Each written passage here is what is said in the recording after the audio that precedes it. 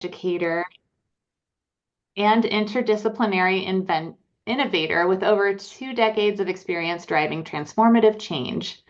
With advanced degrees from Columbia University and Nova Southeastern University, she excels in integrating cutting-edge technologies, including artificial intelligence and other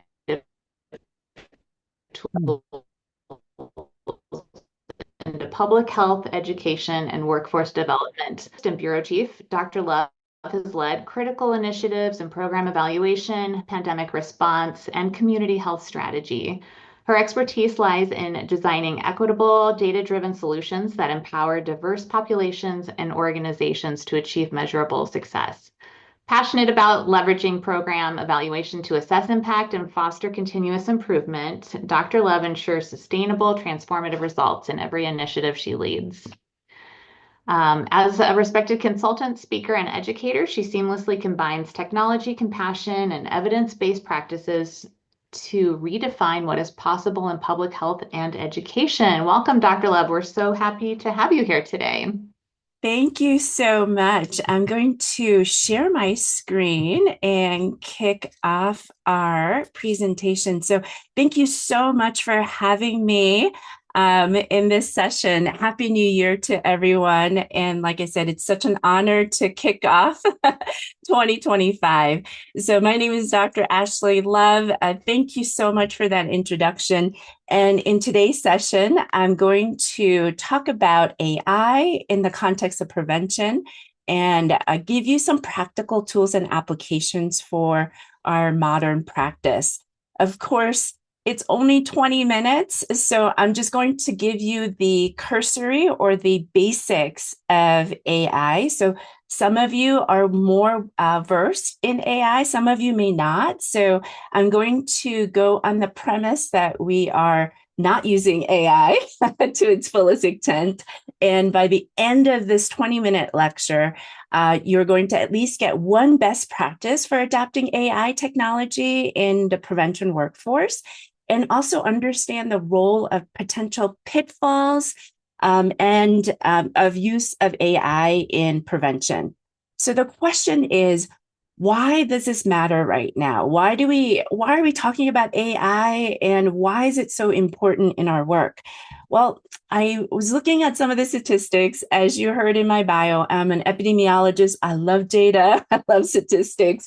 And as you have noticed in Ohio, there's an increase or growth of behavioral health workforce by 36%, which means that there's a huge need for prevention specialists in Ohio. And also in the United States, we have also noticed that half of the state and local public health professionals are leaving their positions. And as of this year, we could have a loss up to 100,000 public health professionals who also focus on prevention.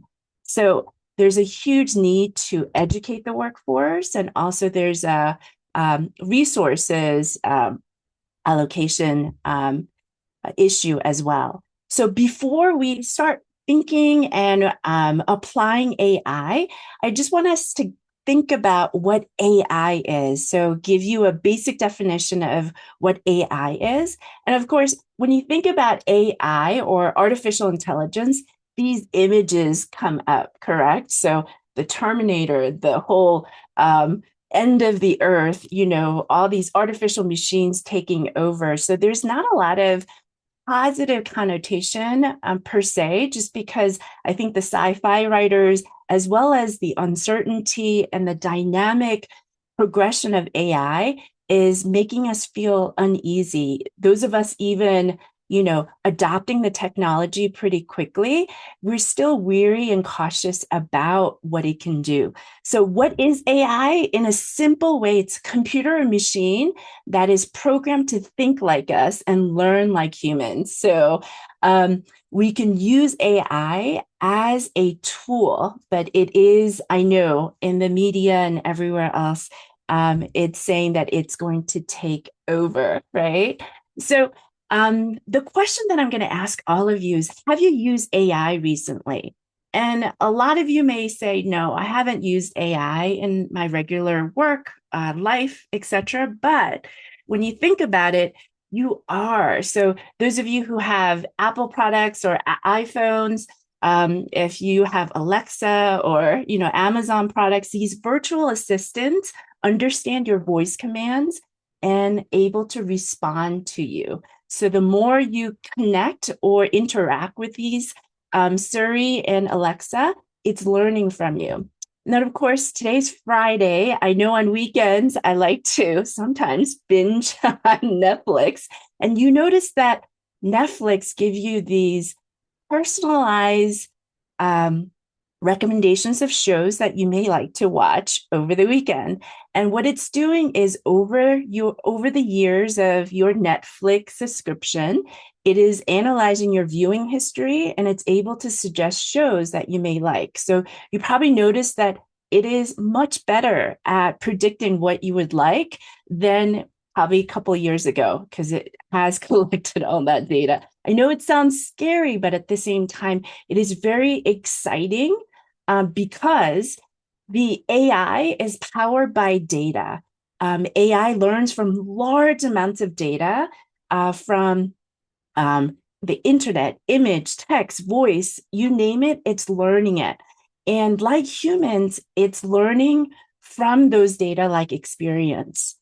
And how does it all work? So when we think about data, the key components of AI are algorithm. So AI uses algorithm is a simple way of saying step-by-step instructions. So computer scientists, data scientists have fancier way of saying this, but it's a step-by-step instructions on how to analyze these mass amounts of data that's out there to make decisions and understand the patterns that are out there.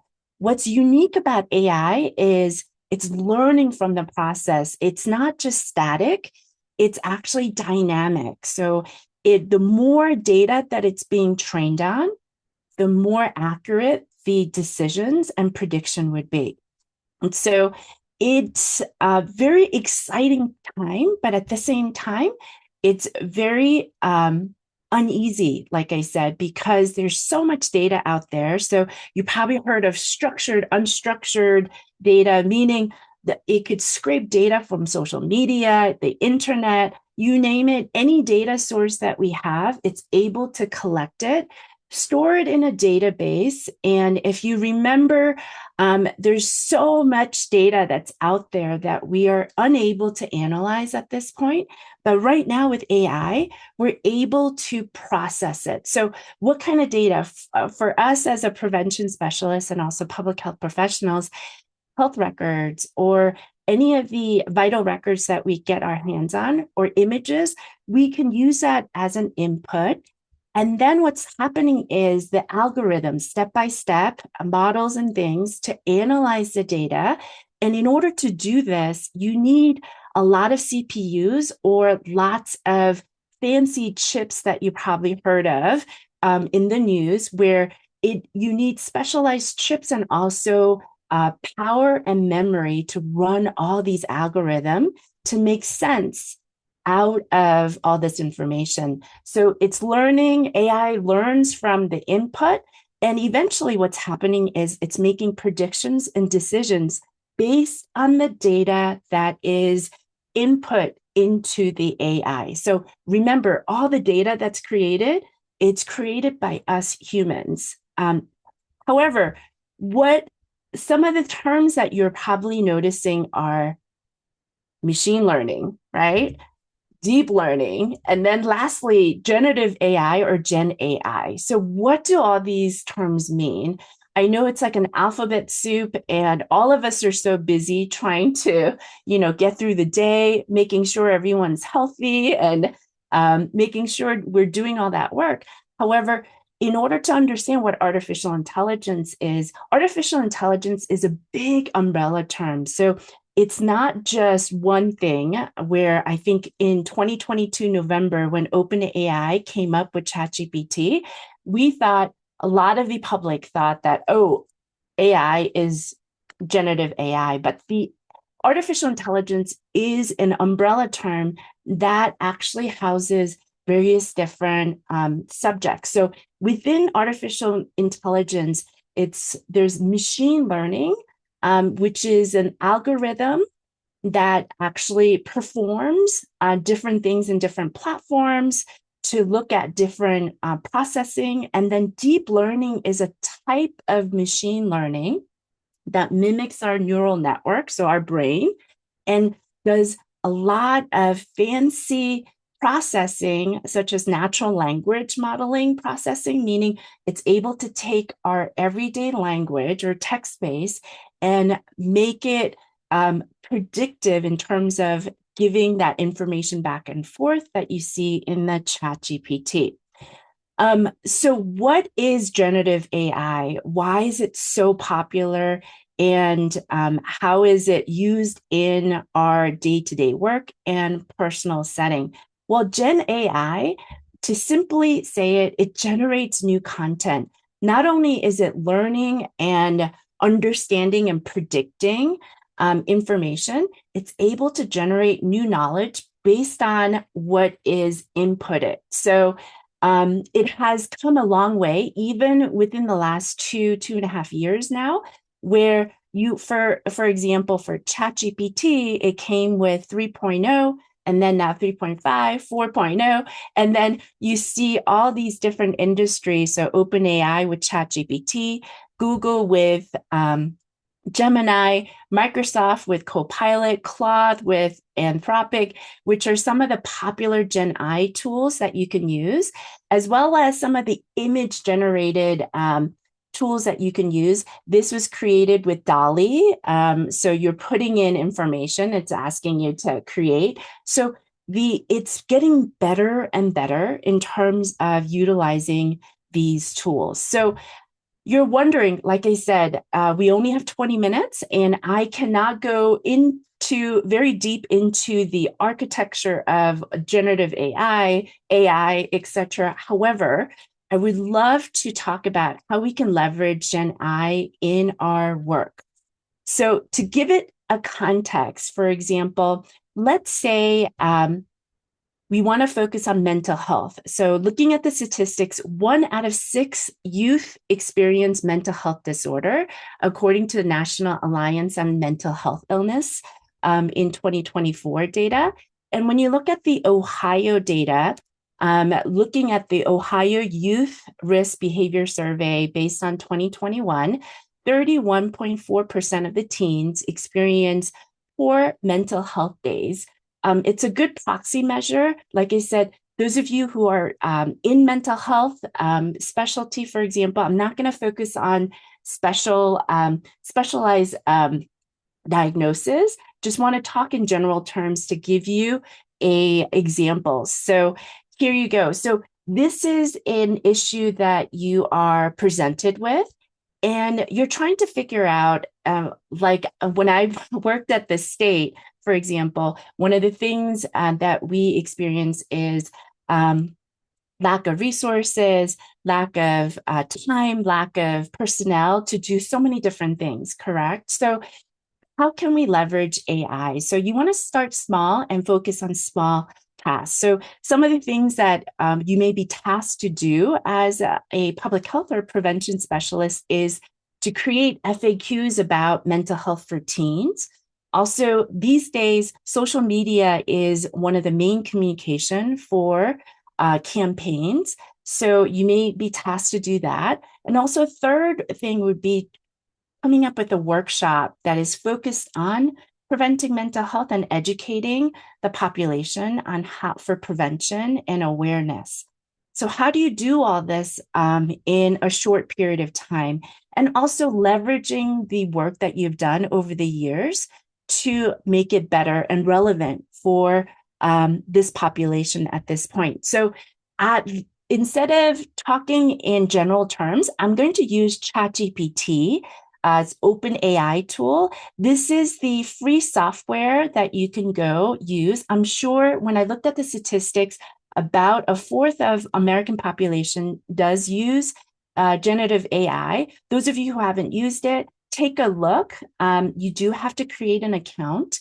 And basically what you're doing is you're putting in a prompt that it could help you with. And to give you an example, so to create an FAQ, if you have not used ChatGPT before, or any of the generative AI, you may just put a general prompt, create a FAQ for the mental health. So that's prompt one. And as you can see, it generates the information pretty quickly.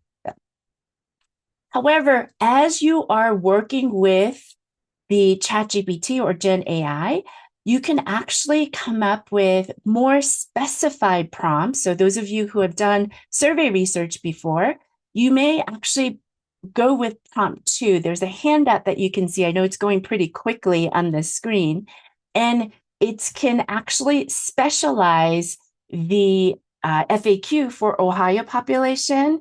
And also, as you can see, the last prompt that I showed you was translating all this into, let's say, if the population was heavily dual language or the primary language is Spanish, it's able to translate that like that is pretty quickly.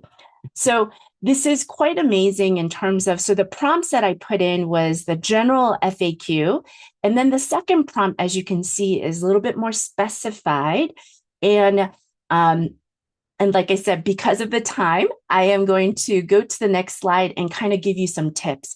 When you are putting in prompts in Gen AI, so whether you use ChatGPT, Copilot, Gemini, or Claude, you want to have credibility, meaning kind of give it the context. You are a prevention specialist with 20 years of experience, etc., with the context and specificity. So you want to put the goal, parameters, and constraints, and identify the audience. So you want to make sure that the audience is pretty clear, and then provide relevant information or data for the generative AI to give you the right information.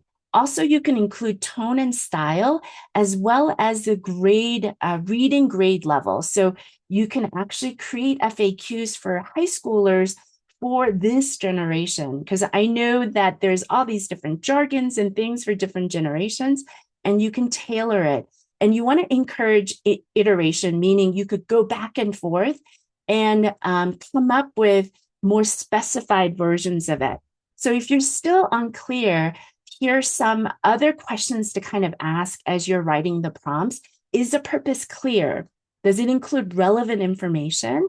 Do you specify? The more specific and clear your instructions are, it's going to give you better information. Are the tone and format mentioned?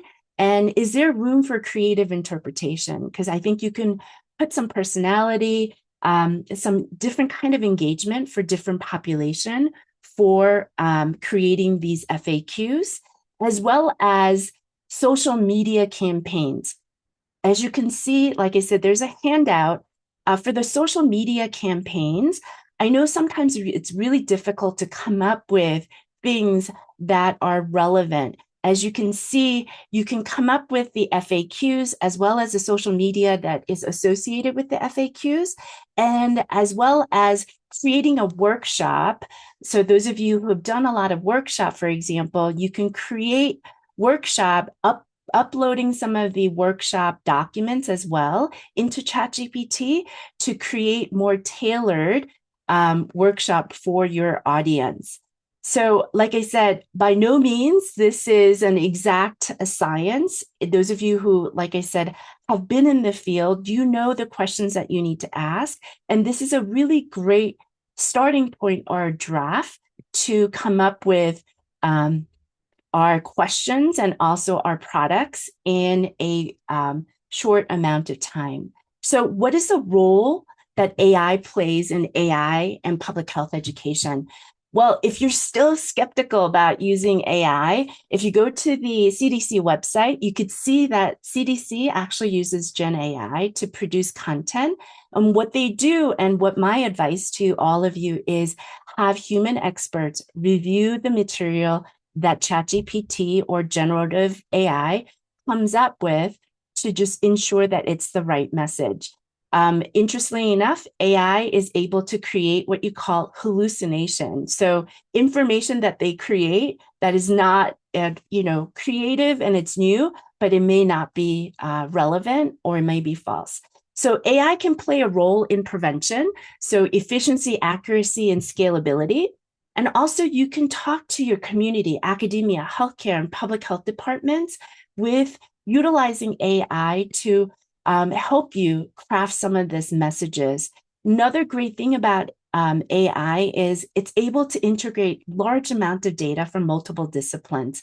So not only in health, but economics, policy, you name it, psychology, it can actually get all that information in there. So it could facilitate real-time information as well as support professionals on tracking some health data. And as we saw in our COVID pandemic, we're able to utilize AI to track the pandemic and outbreaks across the nation and globes. So what are some of the pitfalls? So I'm going to go quickly because I'm looking at the time. Ethical challenges. One of the key things, as you can see, is risk of bias in inputs, garbage in, garbage out. One of the things about AI is that it's owned by these big companies where they're not revealing exactly what information is being put in and put out. So a lot of the government agencies are adopting their closed source Gen AI to utilize in their sessions. Over reliance with that human oversight is an issue. You always have to have humans checking data privacy and concerns. And then one of the key things that we want to mention here is cultural responsiveness of AI, transparency, and biases. So what do we need to do at this point? So basically what we need to do is making sure that seasoned professionals are learning, getting the foundation knowledge of AI so we could be at the table to make policies, educational products, and also lead the charge in terms of making sure that AI is used for good as well as public health and prevention. So in conclusion, how do we embrace the future? Well, you can learn things from different courses as well as SOFI and APHA professional organizations and others, as well as recommended journals and also podcasts and blogs. And then lastly, you do have to make your first step. If you haven't used AI, make sure that your first step is to play with some of these tools.